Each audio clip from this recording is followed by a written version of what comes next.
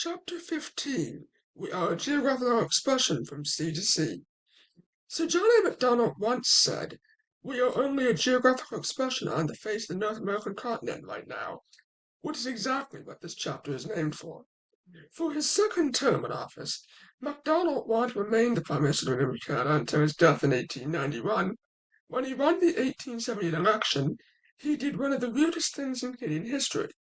This was to have all the water drained from the pipes on Parliament Hill, and to have them replaced with a pipe systems attached to a local brewery. And so for one day in 1878, if someone turned on a water faucet on Parliament Hill, it would be alcohol, not water coming out of the taps. In fact, it was set up so that every single type of spout had a different type of alcohol come out of it all day. For example, the bathtub in John McDonald's office poured out champagne, while the sinks in the bathroom poured out whiskey. In fact, if McDonald wanted some other kind of alcohol, he just had to go to a different type of water tap to get a different type, and that was all. Although it only lasted for one day, it was McDonald's way of celebrating his re-election victory. The day after Election Day, Parliament Hill got its water back. The strange thing is that John A. Macdonald paid for all this by means of his own pocket, and he also paid to have it set up as well. It all came as an expense regardless. That is why he only did it once in his whole lifetime, but he didn't owe the taxpayers anything at least. The next thing that John A. Macdonald did was to accomplish in office was the implementation of the national policy. This basically did three things to improve the economy. The first was to put high tariffs in place to manufactured goods from the Americans. Macdonald blamed them for the high unemployment during the Depression that lasted from 1874 to 1878, when Mackenzie was Prime Minister. The second thing was to complete the taking of the West and to complete the country that would stretch from sea to sea. The third and final thing was the national policy called for, was the building of the railway from coast to coast. As Macdonald once said, the national policy, "We have therefore announced our policy as a protective policy in the interest of our native industries. I said if ever there was a time when it is expedient for the government to interfere, now is that time." So in short, Macdonald saw Canada as being rather like an assembly line, with raw materials from the Northwest Territories being used by eastern factories in Quebec and Ontario and sent out through the maritime ports like St. John, New Brunswick, as they never froze over wintertime, as did Halifax. St. John in particular became Canada's winter port, and it is likely that it linked together the Transcontinental Pan-Canadian Railway. So, as all good Prime Ministers know, Canada works very best in the assembly line, just as Macdonald planned it in 1878.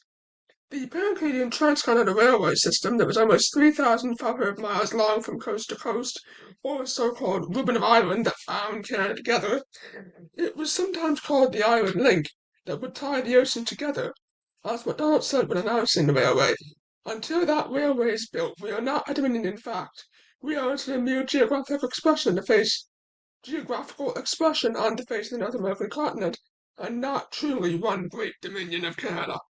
For this country, the dominion of Canada is to be built on building things." There is just one slight problem with Macdonald's plan.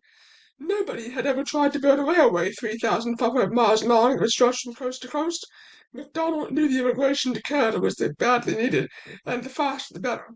For as he once said in the House of Commons, "For the United States, Great Britain, Europe, and old Canada, the West will be settled by a large, industrialized, and civilized race of people that will add to the strength and dignity of this Dominion of Canada." The railway construction began in 1873 as planned, but during the time of Alexander Mackenzie, the construction would grind almost to a halt. It is ironic that Mackenzie viewed the construction of the railway as a pointless waste of time and resources.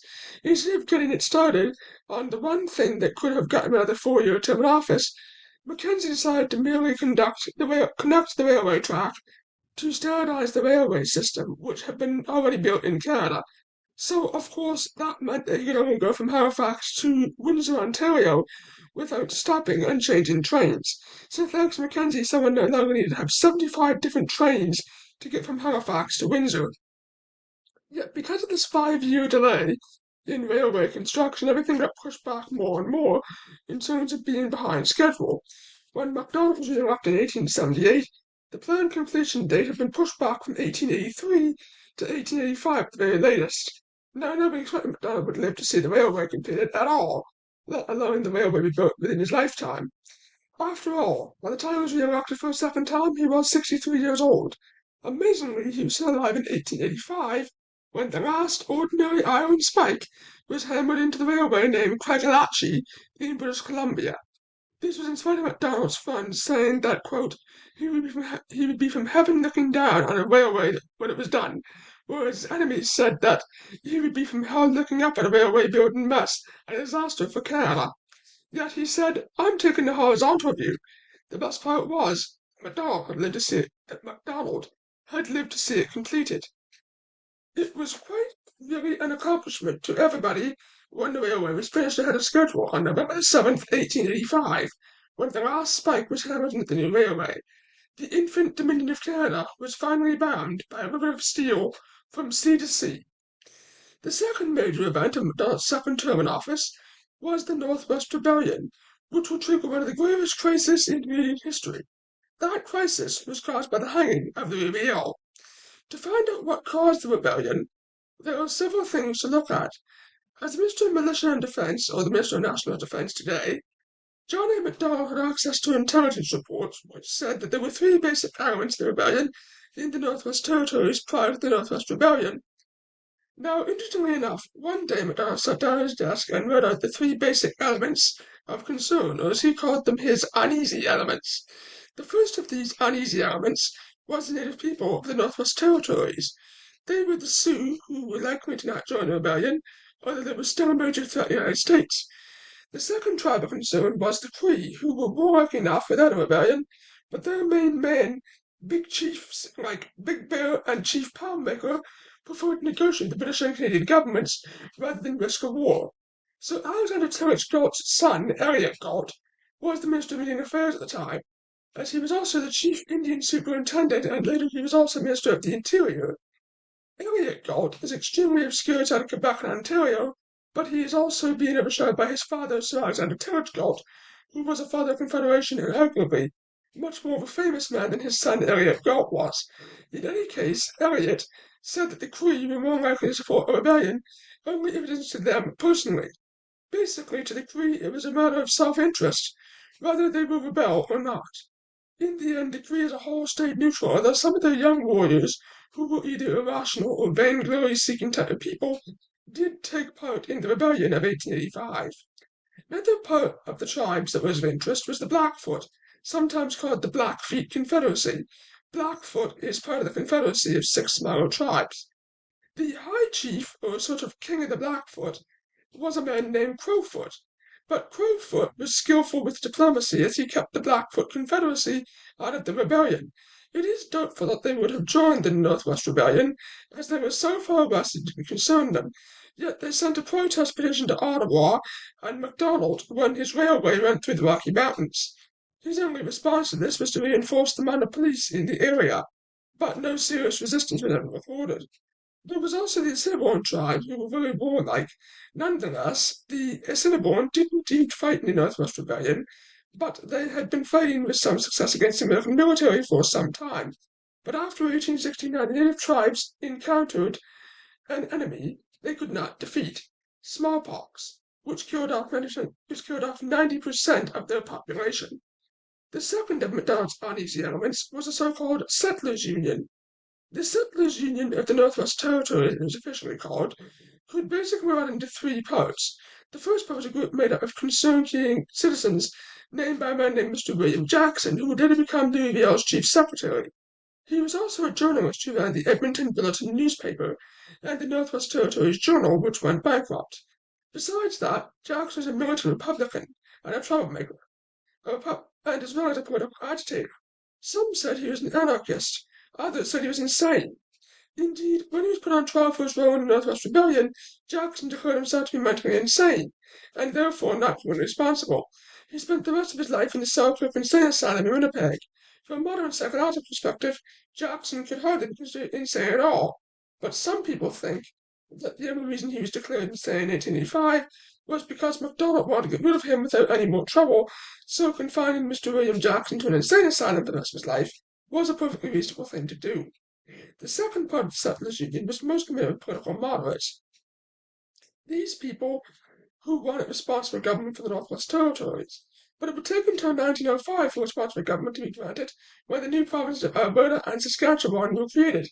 So in 1885, they were about 20 years ahead of their time in wanting responsible government for the Northwest Territories. The third of the Settlers' Union was a group of Roman Catholic priests and Protestant ministers who believed that peaceful protests and sending petitions was the best way to get the Canadian government to pay attention to what was happening regarding the Northwest Territories at the time. However, their numbers and influence were quite minimal. The third and final part of MacDonald's uneasy elements were the Métis, who were still just as disunited and fractious as ever. But there was a great dispute between the English-speaking Protestant Métis in the minority and the French-speaking Roman Catholic majority Métis. There was a great dispute also between the Plains Métis of the Northwest Territories and the Red River Métis of Manitoba. But at a meeting in Prince Albert, Saskatchewan, a man named Gabriel Dumont announced that the catalyst for that would transform the rebellion from mere discontent into a war, the return of Louis from exile in the United States, as the Canadian government dared not ignore him. At a meeting in Prince Albert, which was just about over, the man showed arrested almost everybody, except for Dumont and Jackson, and a man named Louis Goulet, all set off to the United States to retrieve Rio and officially bring him back from exile. The whole point of the Northwest Vermont police showing up to arrest the Settlers Union members was to principally get Dumont, Jackson, and Goulet, all three of whom had escaped, but they were now planning to fetch Louis from exile. It was one of the most botched arrest attempts made in the history of the Mounties. It was not only an embarrassment for them, but it was also a severe embarrassment to MacDonald. He had hoped to get most of the main leads of the Settlers Union and the Métis parts of the uneasy elements all at once. Ironically, it is that in spite of Louis being a Métis man, MacDonald didn't really see the Métis as being much of a threat. He saw the Settlers Union as being more of a threat than it actually was. But MacDonald placed the greater threat on the native peoples of Western Canada, who he thought were far more dangerous than the Métis were. When MacDonald learned that Riel was back in Canada, he personally wrote to him offering him $100,000 for himself and $600 each for his wife and two children if he would stay in exile in the U.S. The strange thing is that the only sort of connection between the two of them, because they were bitter enemies, and they were also very different men. When Riel received the two letters from MacDonald, he read them but did not reply to either of them. It is possible that MacDonald knew from intelligence sources that Riel and his family were financially broke and that the money was much needed. He also hoped to keep Riel in exile and give his family enough money to pay off their debts and live comfortably. The total sum of $101,800 in cash was an enormous sum of money in 1885. Yet it was also possible that Riel viewed this as charity, and he was too proud to ask for help in spite of being financially broke. However, in spite of the united native peoples, the Settlers Union, and various different groups of his own Métis into one effective body of opposition to the Canadian government, Riel continued to tell people who had brought him as their leader to only protest and negotiate peacefully with the Canadian government and to act within the limits of the Canadian legal systems. As he told one meeting of Settlers Union, quote, "Instead of wasting your time sending individual petitions, would it not be better to act as one group? Gentlemen, do not compromise your rights. Protest if you are forced to, but do so within the limits of the laws." Meanwhile, the Prime Minister seems to have gotten momentarily distracted as the Canadian Pacific Railway was on the verge of bankruptcy. So to solve this issue, MacDonald did two things. Firstly, he gave the CPR, the Canadian Pacific Railway, 25 million acres of land to dictate the new settlements and towns along the railway route, in addition to the railway being able to have 1 mile of land on each side of the track. As for the 25 million acres of crown land the railway could take any piece of land it wanted, and it also could confiscate non-occupied lands. This led to the founding of 800 new towns in Western Canada. As a result, the Northwest Territories were a vast checkerboard of land claims. There was the Hudson Bay Company, the Canadian Pacific Railway, the government, or Crown land, in addition to private settlers' land that had been surveyed and hadn't been surveyed, as well as land owned by the Northwest Mounted Police and different Indian reserves, plus some absentee landowners.